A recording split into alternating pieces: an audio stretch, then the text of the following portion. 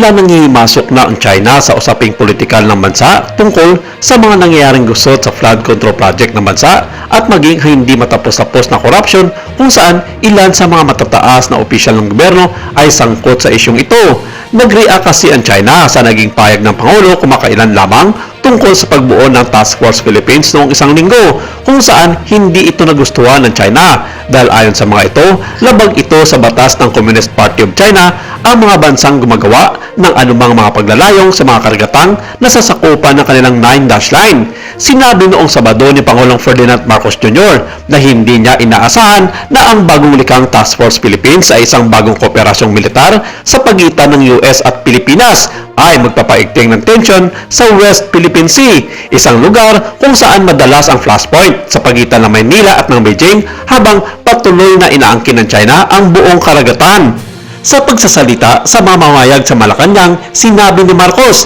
na ang inisyatiba na naglayong palakasin ang kooperasyong militar at panriyong pagpigil ay dapat na tumulong sa pagpapanatili ng katatagan sa pinagtatalo ng karagatan, lalong-lalo na sa West Philippine Sea, kung saan patuloy ang pagtutulak ng China sa mga barko ng Pilipinas paatras sa pinakamalapit na pampang nito sa kanlurang bahagi ng mga karagatan sa Luzon. Sinabi ni Marcos na gagawin ng task force ang Pilipinas at ang US na isang mas magkakaugnay na unit sa pagprotekta sa kalayaan sa paglalayag sa West Philippine Sea. Ang anunsyo ay dumating sa gitna ng tumataas na pangangamba sa mga aktibidad ng China sa mga pinagtatalunang lugar, kabilang ang Panatag o Scarborough Shoal at ang Spratly Islands. Inihayag ng US Department of War, dating Department of Defense na si Pete Hegseth at Philippines Defense Secretary Gilberto Teodoro Jr. ang task force noong isang linggo kasunod ng matalakayan tungkol sa joint exercises at contingency planning sa Asian Defense Minister na meeting noong nakarang linggo sa Malaysia.